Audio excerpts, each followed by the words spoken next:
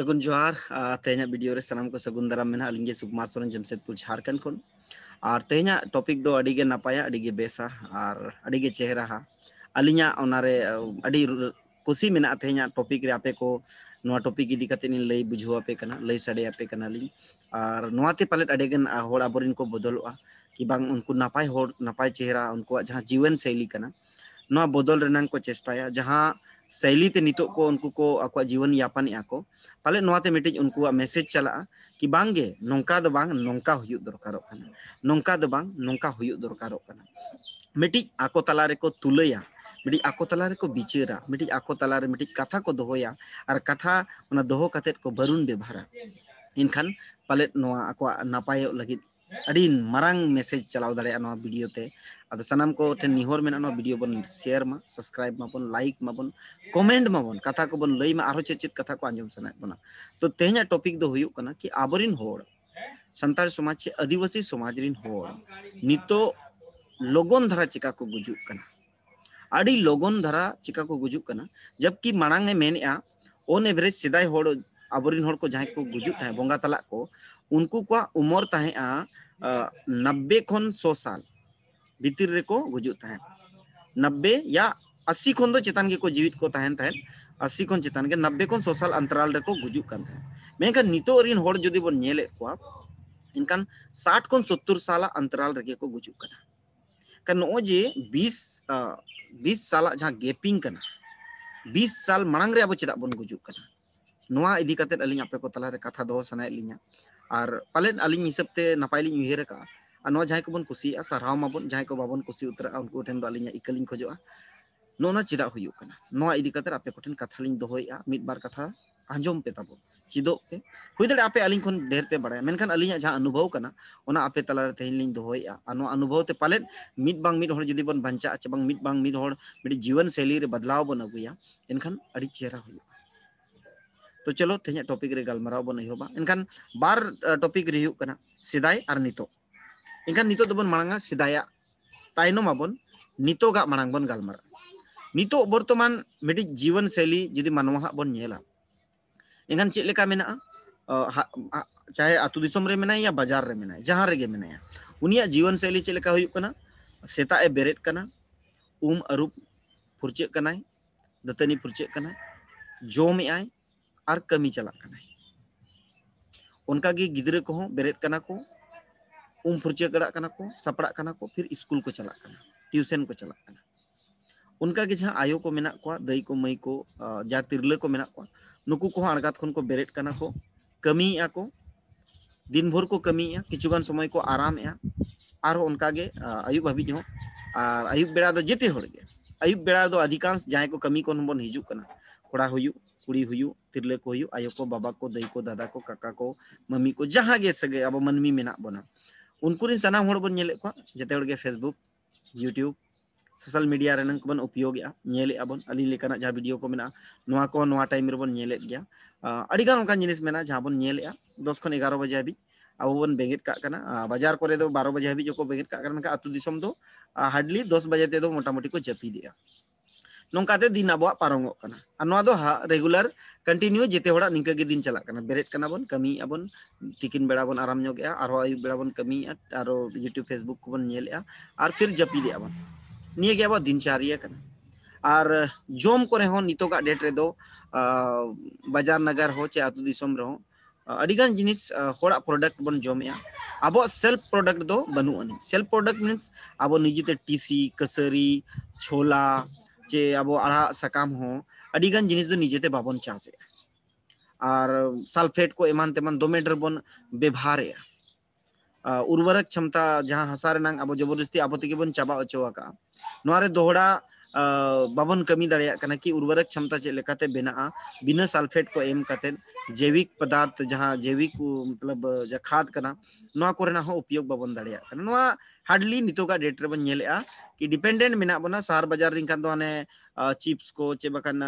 अडिगान उनकाना जिनिस fast food मेना नोआ को आयुब बेड़ा बन जोमेआ व्यवहार बन जहांते पाले अडिगान उनकाना रीजन मेना जहां अड़गात रे अब होड़ बन गुजुक कना फिजिकल मूवमेंट तबन नाब के बराबर के मेना और फिजिकल मूवमेंट बाय ताहेना एनखान दो हड़मो रेनांग जहां दाड़े मेना ओना बाय हुयुआ ओनाते नोआ जिनिस को नेल के आकलन के आलिन के नोआ को अडी मारंग बाधा बेना कना और ओना कारण ते चिगे कना अणगात रे हड़ को नष्टो कना अणगात रे हड़ को बोंगा तला कना एनखान सेदाय हड़ चेदा अणगात रे बाको बोंगा थान चलो ओना बारे ते कज बन बाडाया जुदी तेहेन खन 20 साल पछले सेट बन चला कना 20 साल पछले खन 30 साल मतलब 70 30 साल 50 साल पछले बन चलावेना 50 साल पछले रेनांग जीवन शैली बन नेलता उन जोखन दो उन शहर बाजार हो बांग थाहे उन समय दो चकाचौंध नौकान स्थिति और परिस्थिति हो बाय थाहे लैपटॉप मोबाइल चे गैजेट को हो बाय थाहे नोआ को हो उन उपयोग रे बांग हेज लेना चेत हो बाय थाहे उनका मेनखान नुन नोका जहां तनंग फैसिलिटी बन नाम का कान उना आधार ते चिगे कना उना रेनांग जीवन शैली उनको चेल लेका थाहे नेलाबन सेता को बेरेडा सिमरा ते को बेरेडा आयो को तिरले को दो ओड़ा रेनांग जो राचा को मेना गोड़ा को इमान तेमान चटका को जेते हर ओड़ा को मांग मांग थाहे दाड़े दाड़े माने हड़ बन थाहे तनखान मांग मांग ओड़ा को थाहे जोगा को पुरचिया को लुंडिया को नपाय इसके बाद सेकेंड रे को चिकया इसीना को और बाबा को दो अणगात रे बेरेट कते कुड़ी ककुआ चे बाखान डंगरी मेरम साब कते बद खेत को चला थाहे कमिया को बद खेत रे अड़ी केटेज को कमिया 12-10 बजे गान हाबी 9-10 बजे गान को कमिया आरो फिर को हिजू ते दाका को जोमा केटेज सही को जोमा आर को आराम न्योगा और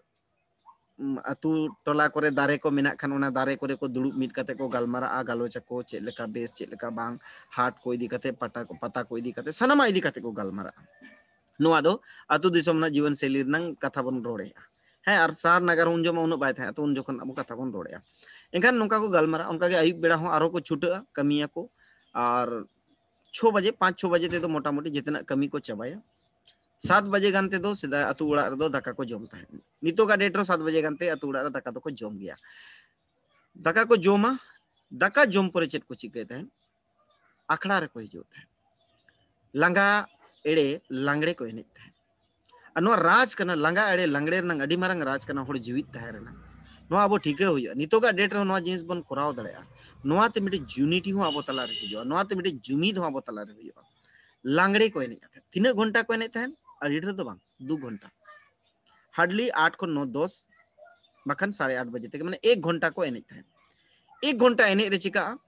1 घंटा जहां को एने कना ओनाते बॉर्डर नंग जहां जोम का है उन चेहरा रिदम रे ओना सर्कुलेट कना पिसे कना माने उनी ओना पूरे लांगा कना रिदम रे दौड़ते हो बा नितो हर चिका दौड़ फेपो साहेत है ये जहाना उनका अथड़ी कमी है उनका बांगे तीना रिदम रे माइंड होता है में तीना कॉन्सेंट्रेट कना ओना जहां तुमदा नंग आवाज कना ओना मिटी रिदम रे हिजुआ एनखान माने जहां साउंड सिस्टम में ना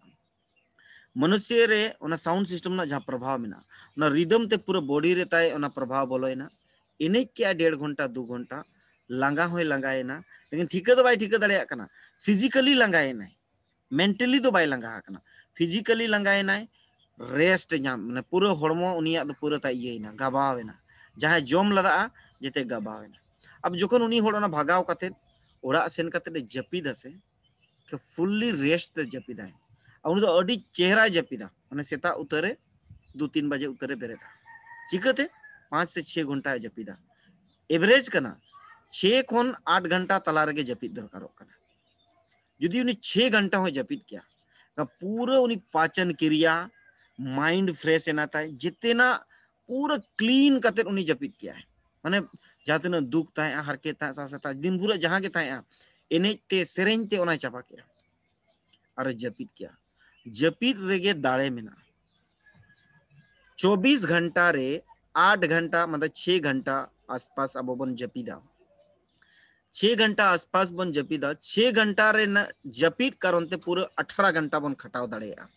नो क्वालिटी ह्यूमन बीइंग रे मेना नो क्वालिटी ह्यूमन बीइंग रे मेना मतलब 6 घंटा जुदी आमेम जपिद किया सही ते इनका 18 घंटा कमी रेना आमा क्षमता मेना कनु जे एनेज कते रे जपिद किया पूरा रेस्ट कते माइंड होता है जपिद किया सब कॉन्शियस माइंड रे जहां तिनंग मेना ओना के भीतर रे ताहेना और बाद बाकी कुकमु बांग चेदो बांग ओना कते जपिद किया दोसार हिलो आरो उन फ्रेश ते बेरेट ना आरो एनर्जी उन गे एनर्जी ते उनी बेरेट ना आरो उन एनर्जी ते के कमी गया आरो उन एनर्जी ते उनी कमी चलावे ना कमी अगू के आय आर उनका गे आयुब बेड़ा एने के सेरेन के नो जे होड़ को तोल लदा एने सेरेन को ना तो चे लगी को तोल लदा नोआते अबिना फिजिकल स्ट्रांग तहन मेंटली स्ट्रांग एम तहन प्रिपरेशन ना जहाँ क्षमता करना नितो गिद्रे याद ना क्षमता बनोनी सेदारिन हड़ाम बुढ़ी ओलो पढ़ा बाको बड़ाई रहो उनको याद ना क्षमता अड़ी ढेर मेना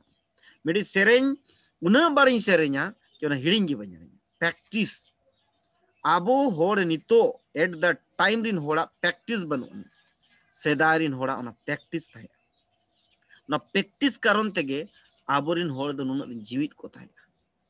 आम मिद दिन बरसियम जॉगिंग क्या हुई ना बांग उना प्रैक्टिस करना उना रेगुलर तहे दरकार कंटिन्यू दरकार नुक आबोरिन होड़ सेदाइरिन होड़ दो उना कंटिन्यू को दोहो लदा और कंटिन्यू उना दोहो कारण तेगे उनको होड़ 90 खन 100 साल हाबी जीवित को था इवेन नितो हो मेना को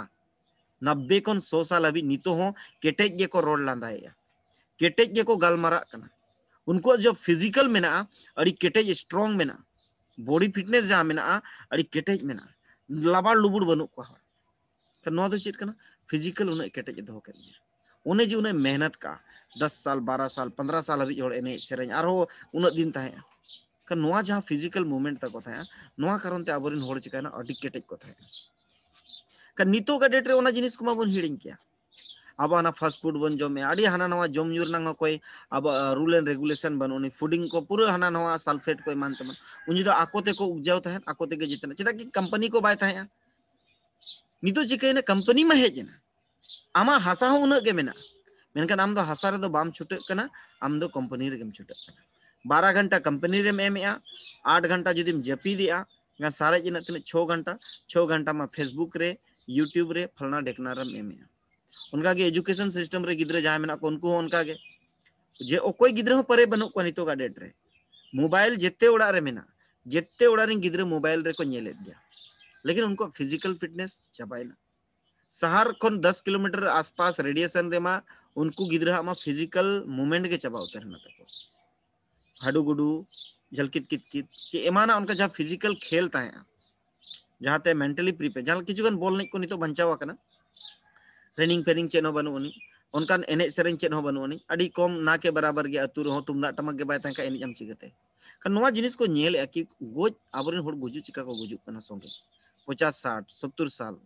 लहा रे 60 साल रे को गुजु कना नुआ कहीं ना कहीं आबो जे एने सेरेन को बन बगिया आबो बन हेर ना नॉर्मल जिनिस का नुआ ते आबोरिन होड़ा तिना गान बॉडी फिटनेस लगे फिजिकल फिटनेस लगे तिना मारांग ओना कारगर ताहेआ नुआ जिनिस बाबन टिका उन्हें जे जोम के आय जोम परे उनिया बॉडी रे जहाँ पूरा बॉडी रे ओना दाका रे नंग सर्कुलेट हुयुक कना ओना केमिकल जहाँ भीतर रे मेना ताबन ओनाते जहाँ पाचन क्रिया जहाँ स्ट्रांग बनावे आय उनि जे लांगाय ना पूरा अमा बाकी हड़मो रेस्ट रे मेना पूरा मूवमेंट चला कना भीतर रे माइंड क्लीन हो कना ता नोआ एने सेरेन को तेन चे नो बाचिका तेन बन एने सेरेन दरा नितो हो अधिकांश होड़ जहाँ कमी रे मेना को 6 खन 7 बजे भीतर रे जेते होड़ ओड़ा को हिजुक कना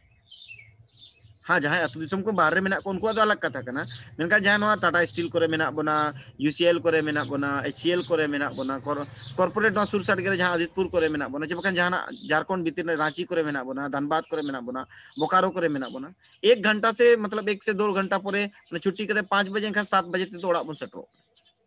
इनका नितो हुना नोंका बन एने सेरेन दाड़ेया जस्ती तो बांगे ऐसे रहो मोबाइल एमान ते मन नेल काते ताबो 10 बजे हबिज माबन बेंगेत का कन गया